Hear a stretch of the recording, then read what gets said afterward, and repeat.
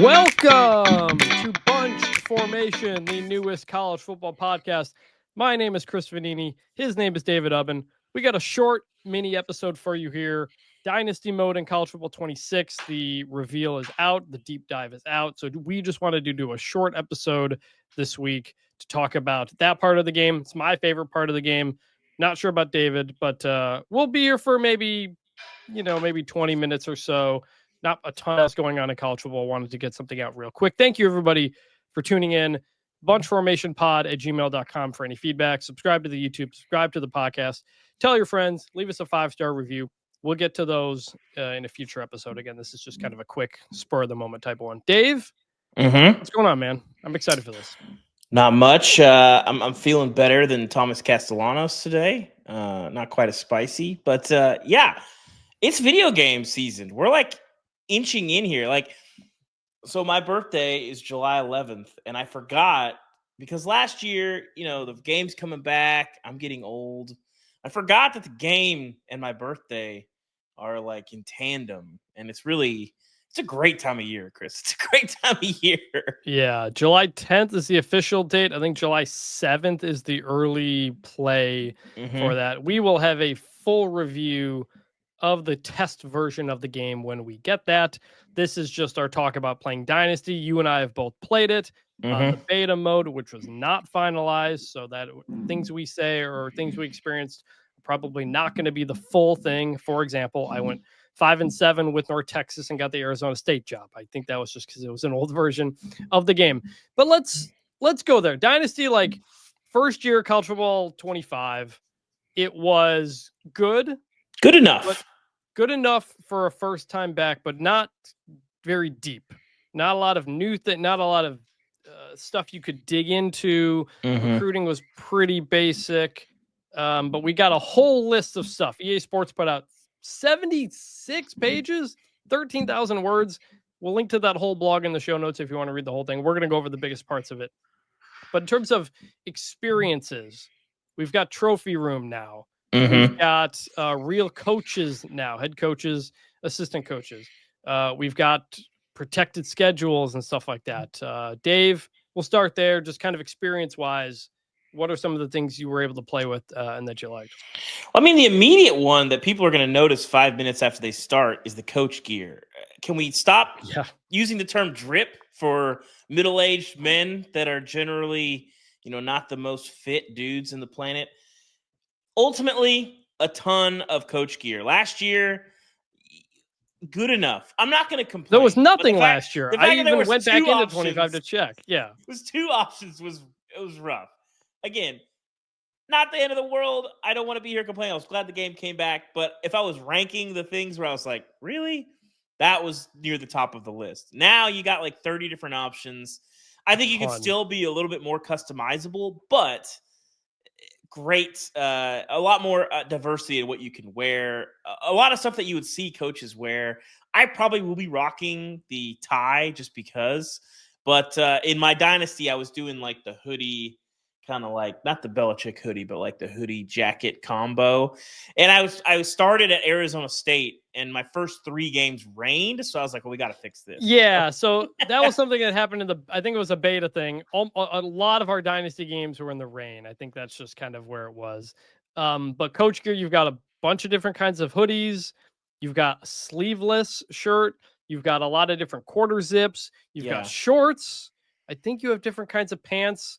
Does any coach in the country wear short? I feel like one coach did that one time, but I don't remember who it was. I don't think so. But now you can. Now you can. No coach wears shorts habitually. I can tell. I created Biff Poggi, at Charlotte, sleeveless. He might have worn shorts now that I think about it, actually. I'm not sure. It's possible. But first off, yes, if you're going to create the coach, you can do a lot more with them. Big fan. Like that.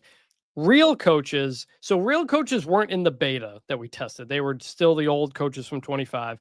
But I experienced I saw some of the new coaches when I was down in Orlando in May to go over it. Didn't see Belichick, didn't see Dion. Not surprised by either of those. Belichick wasn't in Madden back in the day, so I wouldn't be surprised if he doesn't lock on. They said more than 300 head coaches and coordinators, which is cool.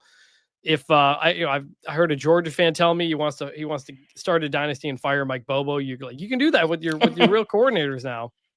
But an interesting part is that with the archetypes now, your coordinators are going to matter more.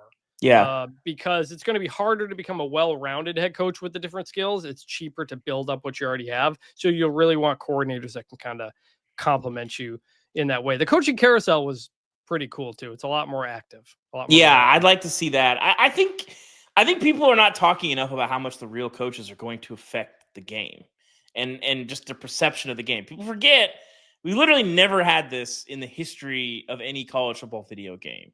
Nope. So one, that's very cool. And I know a lot of these coaches, there's a lot of 30-something coaches out there, coordinators, head coaches. I know they're quietly like very excited to be in the game. That's pretty cool. I think there's going to be a lot of coaches that grew up playing the game. They're going to be excited to be in the game. But ultimately, if you win a big game or you have a big play, seeing a dejected Ryan Day on the other sideline or, a breaking another coach's heart who you hate, I think is going to add something for users. And if you are playing a game that's online and you're a fan of that team, seeing your coach like fist pump after you made a good play call and, broke a tackle. And I think just in terms of realism, immersion, I think that's going to add more to the game than people think. And then also when you start looking around at everything else that happens in college football, well, you'd see like a coach got fired or a coach did this or the best coach, the top coach, coach of the year rankings didn't really mean that much in 2025 because you're like, well, I don't even know who that is. But as people who like college football, I think seeing like, oh, hey, interesting. Like Zach Kittley won, National Coach of the Year at Florida. Like that's going to be kind of interesting in like 2030. And they even put in the screen grabs in the deep dive, Dabo Swinney taking the Alabama job, Timmy Chang going from Hawaii head coach to Arizona State offensive coordinator. I think one time when I was in Orlando, Sharon Moore went from Michigan to the NFL. And by the way, the real coaches, they are rated. They have a prestige just like players have a ranking now. So that's what I want to know. I want to know if the coaches are going to be upset by how they are ranked or what their certain skills are. That could be a little something. I think they had Lane Kiffin as an A+, at least in that screen grab in the deep dive there. So well, I'm curious how many of the coaches knew that was going to be the case. And once that becomes a thing, like I'm sure there'll be ratings that people will be talking about when this game comes out. And I'm curious if any of this gains enough steam where like a coach, like we get a tweet from some coach who's just like, really, at EA Sports College, like it's one of those things. Yes. I would say that there is a very much a non-zero chance that we get something along those lines. Yeah. The carousel, I went through it a few times in the beta. I enjoyed it. It's more active. There's more offers. It's kind of more fitting for it. Supposed to be more fitting for how you were. Obviously, I went from North Texas to Arizona State going 5-7, so that was not right. But they say it's going to be more kind of accurate depending on where your level is. You get alerted for coordinators that leave and stuff like that. So sounds like there's going to be more in that, the carousel. The coaches, you can go into their history, you can see their career record and where they've been and do a lot of stuff. So that's kind of more of the deep immersion. And along those lines, let's talk about the awards. Well, real quick, I have a question on the coaching carousel. And I hope that they alert, but did you have this experience as well? So I started my dynasty at USF, and then I saw the coaching carousel, but I was just getting ready to start the playoff. And I was like, well, I don't know what's going to happen if I take another job before I go into the playoff. So I waited. And then by the end of the season, like all my options were gone because I waited too long. Which is how it works. But I didn't know that I had to make my selection because in the old games, it was always like you finish the season and then do the coaching carousel. So I don't know if they do a better job of like alerting people, hey, this specific offer is going to come off the table if you go forward to the next week. But if you want to leave the head coaching job at UCLA to be Arizona State's defensive coordinator, then that's, you could do that anytime that you want. And I think that would be a welcome entry to the coaching carousel in CFB26 for sure. Yes. Trophy room is back finally. Awards, conference championships, national championships, rivalry trophies, it's all in there. And a cool thing is that you can see the history of all of it. They give you, go national champion, they'll tell you every national champion all the way back to 1896. I think you can check Big Ten champions, Doak Walker awards. So that's kind of like teaching people the history of the game that was missing. That like UCF fans don't look at the 2017 year. Yeah, I don't think it had UCF listed as a co-champ in 2017, but like NBA 2K does a great job of like teaching people kind of the history of basketball and football. It's harder because you can't get all the ex players in, but that's like a important little thing. I like the trophy room. When I was a kid playing NCAA, I love just gathering all the rivalry trophies and learning what they were and all that kind of stuff. So that's really cool. Is the last split national champion we had was Michigan, Nebraska in '97, the year before the BCS? No, 03 USC. Oh, that's right. LSU. Yeah, that's right. Yes. Yeah, I'm excited for it. I think it's gonna be cool. You made a point about the trophies needing to be better in terms of who they pick. Yes, I hope. Supposedly they have fixed this. I'm sure it probably couldn't be worse than it was last year. And this is somewhat nitpicky because yes, you want your guys to win awards and do all this stuff, but you also want it to be realistic. And it felt like if my team was good, I was cleaning up in all of the awards in a really weird way. My running back would have like 800 yards, like 12 touchdowns, and he's winning the Doak Walker, but the best running back. The awards are back in the game this year.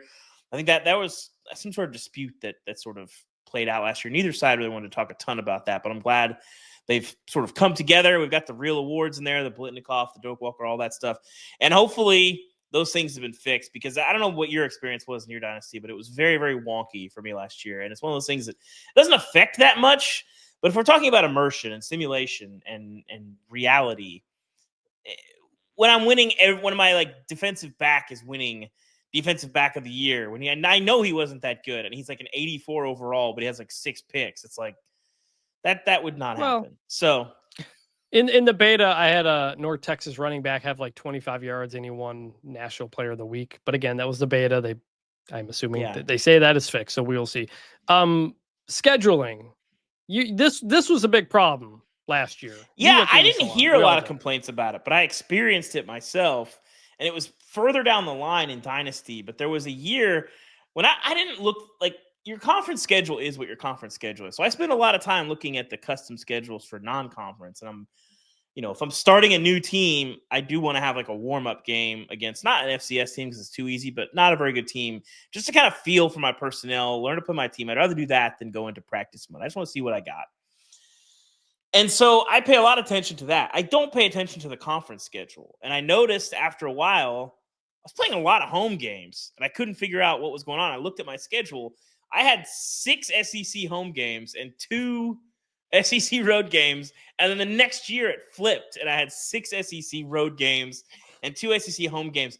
This is what the SEC should do in real life, by the way, not 9 conference games. Just if that happened in real life, roll the dice of how many games carrying torches to the SEC offices. But that's supposed to be fixed, so I think that'll be good. I didn't hear a lot of people complaining about that, but I'm sure that I couldn't have been the only one. So and the playoff got wacky too. Some of the G5s weird that will get up there. It did get better, I think, with some bug fixes, but that should be better. Protected opponents. This was supposed to be in the game last year. They told it to us when we visited. They pulled it at the last second, said it wasn't really working. It's customizable this year. Customizable. You can do 1 or 2 protected conference games. It also depends on if you're doing divisions or not.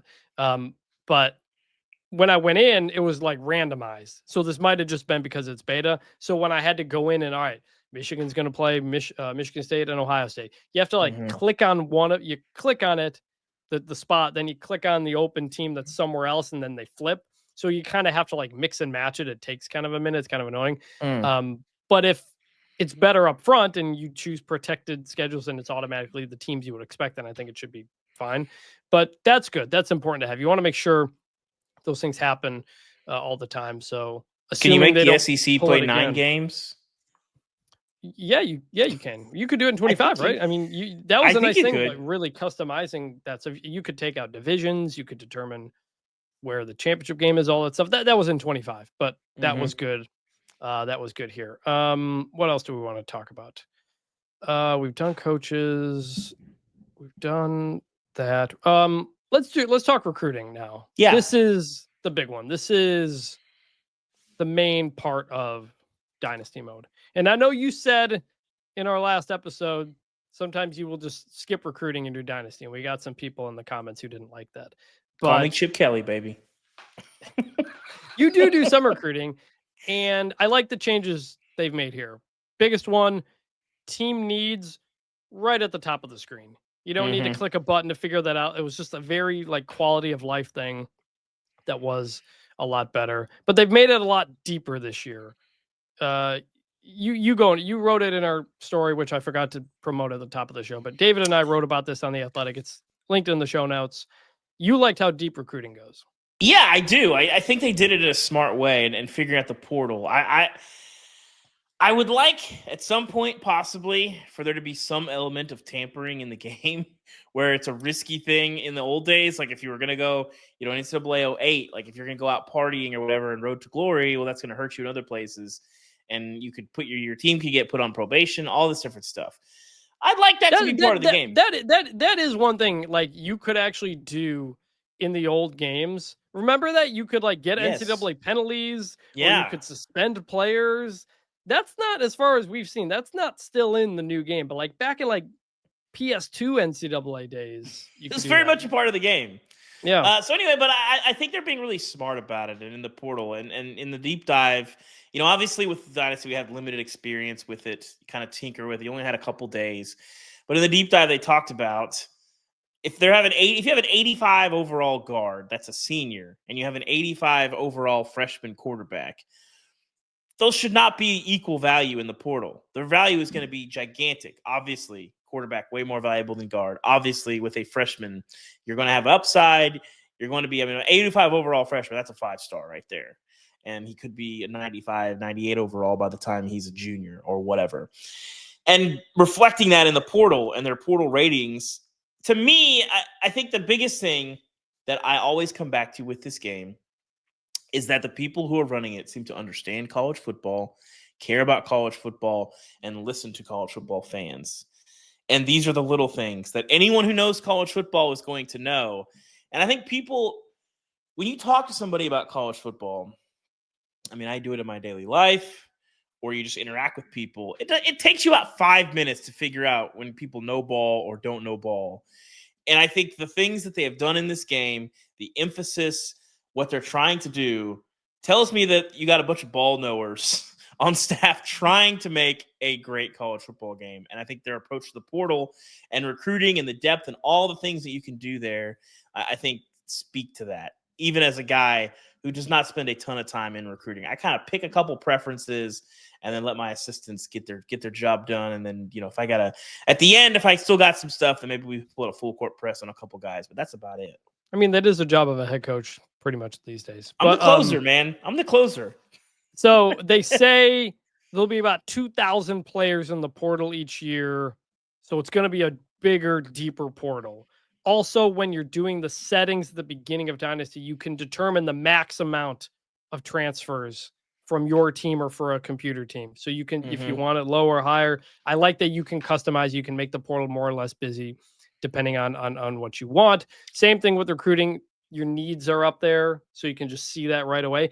I do wonder, and I have thought, if instead of star rating, they just went with overall rating in the portal, because we know the overall rating. We know how good these guys are because they've technically already in the game. But I don't know, that might be just. I would like to see, and I'm curious if there's any element of this that's reflected in some way. If there's like a Signetti rule in this game, where if you take a job, so let's say I was at USF in my dynasty last year and I go to Minnesota. Yeah. If there is a tractor beam pull of well, hey, my quarterback wants to come with me. My running back wants to come with me. I got this edge rusher that's awesome. He wants to come with me. If it's not in this year's game, that might be something for the future, because that is becoming more and more of a thing as you take a new job, kicking guys out, using the rule changes that allow you to do that, and bringing a bunch of new guys in and making the portal a big emphasis. And if you're a sitting head coach who's not making a huge leap like JMU to Indiana, bringing some guys with you that can help you, that would be very attractive to me. If I could say, hey, I've got this quarterback. He's still got 2 years of eligibility. He's like an 89 overall. He's like an 85 speed. I know how to play with him. And I can bring him to my new job. That would be pretty cool. Something they told us in Orlando, I don't remember if it was in the deep dive, but guys who are in the portal who you recruited, they will remember you. Yeah. Well, that's real. Yeah. I like that. I did see Yeah. that. Yeah. Yeah. So okay, so it is in the deep dive. Again, it was really long. I skimmed it as best I could. Yeah, so that's that's like kind of part of it. If they can remember you, theoretically they should be able to know where the coach goes. But I guess, if you take over a program that fired a coach, maybe they don't want you losing all your best players. That's not very fun. But that is real. So Well, if you're coming in though and you're taking a big job and you've had a lot of success, yeah. that's not always the case. But Also, I think again that really does speak to the ball knowership of the game, because again, that's a very real thing. I remember sitting down with Eli Drinkwitz at Mizzou a few years ago, and he was talking about all the talent in Kansas City and St. Louis. They don't get all those guys coming out of high school. They got a bunch, but they need to be there if those guys go to Ohio State and it doesn't work out after a year. They're still good players. This happens at programs all over. SMU used to clean up. They still kind of do. Clean up the guys that go to Texas or go to Texas A&M or Oklahoma, and for whatever reason it doesn't work out. And then SMU is sitting there and they're saying, hey, come here. I mean, the number of guys we've seen really thrive and after they came back was big. And that's a huge part of modern day college football. This is a mostly last 10 years thing. And then obviously now with the portal, I mean, it's even more important. yeah. But this has been going on for a while. And along those lines, I like that now the distance a player will impact the cost of a visit. So if a guy's closer, the visit's fewer recruiting points, which is, again, how it emphasizes local recruiting and recruiting in your backyard. That can make some of those G5s who are in Florida or Texas maybe more appealing than some of the others. So that's pretty good. No bad news for Colorado fans. Yeah, no creative prospect still, which I'm frustrated. I know a lot of other people are frustrated. That was something pretty much they've got road to glory now, and it seems like that's kind of where they want that to go rather than this, especially because you can't export it to Madden. Still, it'd be nice. Everybody's got a deal breaker. I like that redshirting a guy could impact transferring him. Because remember, there would be some people who would just like gobble up talent and redshirt it to keep it there. But now it's not just where you are in the depth chart. Snaps also play a role in if guys want to go or if they want to come to you or where they are. So that's more real. I like that. Just a lot of little things throughout that they've added. The sway in recruiting should be more impactful. I didn't do that a ton last year. Haven't tested it out, but they really hammered us with that. They're like the sway to convince a player that what you've got is actually good or what you've got is actually good for him. That should help. So that's good. Yeah, that'll be interesting. I mean, listen, I'm not a huge recruiting guy, but there's a lot of people that are. I respect the people that want to play the game that way. And I think ultimately they're building the game to satisfy those people. We've talked about this over the last couple of years, that this game has always been a lot of different things to a lot of different people. I dabble in a lot. I do Dynasty. I'll usually do like one or two Road to Glories. I think it's fun, but I don't make like a year of it. And then online is a huge part of that as well. And it seems like they're doing a good job of trying to serve all of those different masters within the fan base, because it's not one, this isn't whatever the game isn't or whatever. The game is not one thing to one, monolith of people. It's a big game with a lot of different game modes that are all fulfilling in a lot of different ways. And it's hard to do that. And I feel like they've added something for everybody. That, like, the coach archetypes or the coach skills or even the player skills in that type of stuff, I don't really care about that as much. I would rather just, how's my team doing? Are we winning? Are we recruiting well? Where are we going? As opposed to a specific player. But some people really like that. And that's why they wrote 13,000 words in the deep dive, because there's been some negativity on social media around the game. People upset that certain things aren't better. Wait a minute. Or bigger. There's or whatever. You said there's negativity on social media? Yeah. Not my social media. What are we talking about? Negativity. People on social media being angry. Who knew? And people saying other people who are either partnered with EA Sports or got invited to go there are being overly positive about the game. I think we were all upfront last year. We were like, this is a game that's a lot of fun. They got the main things right. It's not complete. We knew coming into this year that there were kind of some big holes they needed to fill. And I think they filled those holes. Now, maybe they didn't fill them all the way. There are certain things we wish we could still do. We've talked about them on the show. But overall, this looks like another step forward. Now, when we get to year 4 and 5 of the game, then you're kind of running out of things to do. Who knows what happens? We don't want it to go down the road of Madden, but they know what works and what doesn't work in the game, and they're trying to fix that. And I think that's I think so. And there's going to be a lot to this. I'm excited for it. We mentioned the interception stuff. They're trying to not have a broken game. I stopped playing Madden.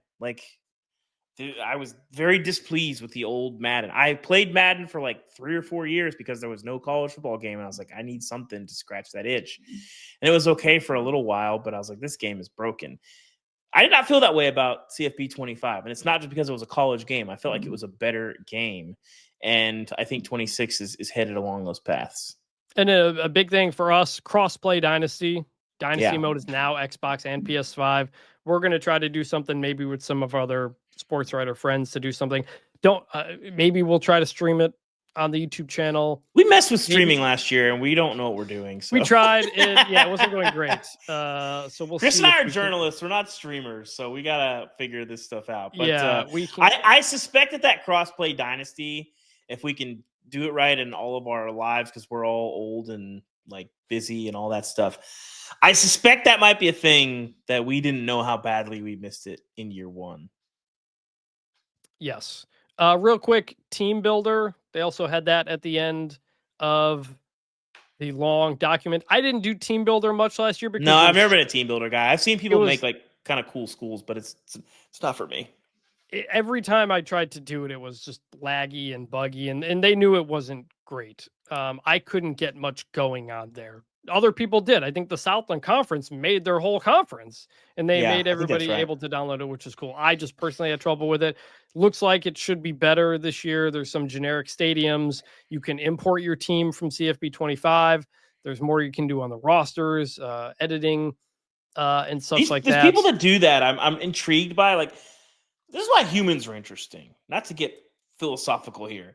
Something's got to be wired in people's brains differently. It's like the people. I play a lot of PGA 2K, and the people that spend hours upon hours upon hours building these perfect courses that are replicas of other courses or creating these really intricate courses. Just that's a way to play the game for them. I don't understand that at all. And I'm sure they don't understand how I can't appreciate spending all this time to build a school and create a custom stadium and do a logo and do all this different stuff.